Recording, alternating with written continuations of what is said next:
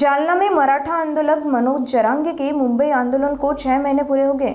इस दौरान मराठवाड़ा के 8 जिलों से कुल 731 अर्ज दाखिल होने के बावजूद केवल 310 कुणबी प्रमाण पत्र वितरित किए गए। मनोज जरांगे ने आरोप लगाया है कि अधिकारी जानकारी के साथ प्रमाण पत्र नहीं दे रहे हैं और इस संबंध में उन्होंने संबंधित मंत्रियों को भी जानकारी दी। उन्होंने बताया कि हैदराबाद गैजेटियर के अनुसार मराठा समाज को कुणबी प्रमाण पत्र देने की मांग के लिए उनका आंदोलन हुआ था, जिसके बाद सरकार ने जीआर जारी किया। आज वीके के मार्गदर्शन में राज्य सरकार की उप समिति की ऑनलाइन बैठक होगी, जिसमें इस मुद्दे पर विस्तार से चर्चा की जाएगी। पाटील गॅझेटनुसार 310 प्रमाणपत्र मिळालेत, याबद्दल आपलं काय मत आहे? नाही, आता गॅझेटनुसार किती निघालेत मी याची माहिती घेतली नाही, परंतु एक मात्र नक्की सांगतो की हळूहळू मराठवाड्यातला सगळा मराठा 1 वर्षाच्या पूर्णचे पूर्ण मराठा समाज हा आरक्षणात जाणार, ओबीसी आरक्षणात, हे मात्र नक्की। 70-80 वर्ष आपल्याला आरक्षण नव्हतंच किंवा मिळू पण दिलं नाही। हळूहळू 58 लाख नोंदी निघाल्या, 2-3 कोटी मराठी त्याच्या आरक्षणात गेलेत। आता 17 संस्थांचाही जीआर निघणार आहे, मराठवाड्याचा सुद्धा हैदराबाद गॅजेटियरचा जीआर निघालाय। त्यामुळे आता टेन्शन मराठा समाजाला राहिलेलं नाहीये। हळूहळू सगळा मराठा समाज आरक्षणात जाणार आहे। पण आज बैठक लावली गेली राज्यमंत्री मंडळाच्या उपसमितीचे अध्यक्ष विखे पाटील साहेबांनी मराठवाड्यासाठी। ही एखाद्या मराठा बांधवांना माहितीसाठी पण सांगतो की आज मराठवाड्यातले सगळे अधिकारी ऑनलाईन त्या बैठकीसाठी उपस्थित राहण्याचे आदेश उपसमिती मंत्रिमंडळाच्या उपसमितीने दिलेले आहेत। किती अर्ज मराठा समाजाचे आतापर्यंत आलेत या विषयात चर्चा होणार आहे।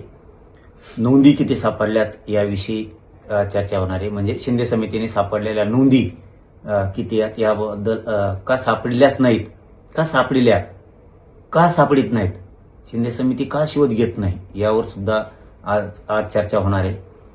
हैदराबाद गॅजेटियरनुसार किती अर्ज मराठवाड्यात आतापर्यंत आलेत याच्यावर चर्चा होणार आहे। जे अर्ज आलेत त्याचे कुणबी प्रमाणपत्र दिलेत का आणि कशामुळे अधिकारी देत नाहीत जाणून बुजून, यावर सुद्धा चर्चा होणार आहे। शिंदे समितीने शोधलेल्या नोंदी याच्यावरती प्रमाणपत्र दिलेत का आणि का देत नाहीत जाणून बुजून अधिकारी, यावर सुद्धा आज चर्चा होणार आहे। मराठवाड्यातल्या आणि महाराष्ट्रातल्या अधिकारी ज्यांचे कुणबी प्रमाणपत्र दिलेत त्यांच्या व्हॅलिडिट्या का देत नाहीत, किती व्हॅलिडिट्या द्यायच्या राहिल्यात, किती दिल्यात आणि राहिलेल्या कशामुळे जाणून बुजून अधिकारी देत नाहीयेत, मराठवाड्यातले सुद्धा अधिकारी जाणून बुजून का देत नाहीत, याच्यावरती आज बैठक होणार आहे। हे मी मंत्री महोदयांना सुद्धा सांगितलं होतं की व्हॅलिडिटी जाणून बुजून दिल्या जात नाहीत, प्रमाणपत्र जाणून बुजून दिले जात नाहीत, हे मुख्यमंत्र्यांच्या कानापर्यंत सुद्धा गेलं पाहिजे। राज्य सरकारच्या कानावरती ही गोष्ट गेली पाहिजे। उपसमितीच्या मंत्रिमंडळाच्या कानावरती आम्ही स्वतः टाकलंय। असं होतंय, जाणून बुजून वेठीस धरलं जातंय गरीब मराठा समाजाला। नोंदी असून कुणबी प्रमाणपत्र दिलं जात नाही, व्हॅलिडिट्या जाणून बुजून दिल्या जात नाहीत आणि हैदराबाद गॅजेटियरनुसार सुद्धा अर्ज केलेल्या बांधवांना कुणबी प्रमाणपत्र जाणून बुजून दिले जात नाहीत। धाराशिवचे एक अधिकारी तर जाहीरपणानं सांगतात की आम्हाला एसओपीच नाही आली। किती पागलपणाचं लक्षण आहे त्या अधिकाऱ्याचं। ज्यावेळेस जीआर निघाला त्याच वेळेस एसओपी आलेली असते। जाणून बुजून टाळाटाळी त्या अधिकाऱ्यांकडून। मला आता त्यांनी इथून पुढे सुधारावं म्हणून मला नाव घ्यायचं नाहीये त्यांचं, कारण त्यांना नाव घेतलं तर पुन्हा चौकशीच्या फेऱ्यात ते अधिकारी येऊ शकतात। गोरगरिबावर असा अन्याय करायला नाही पाहिजे। प्रत्येक नांदेड असो, लातूर असो, हिंगोली असो, परभणी असो, बीड असो, जालना असो, संभाजीनगर, धाराशिव, इथं जाणून बुजून व्हॅलिडिट्या थांबवल्या जातात, कुणबी प्रमाणपत्र दिले जात नाहीत आणि हैदराबाद गॅजेटियरनुसार सुद्धा जाणून बुजून शपथपत्र दिलेले असताना, समान आडनाव असताना सुद्धा, आमच्या वंशावळी जुळलेल्या असताना सुद्धा जाणून बुजून दिलं जात नाही। काही कारण सांगायचं आणि त्याच्यात त्रुटी काढायच्या आणि ते बाजूला ठेवायचं। अधिकाऱ्यांनी एक धडाकाच लावलाय, त्रुटी म्हणायचं फक्त आणि बाजूला ठेवायचं। त्रुटी नाहीत, काय नाहीत, हे जाणून बुजून मराठा समाजाच्या लेकरांचं वाटोळं करतायत।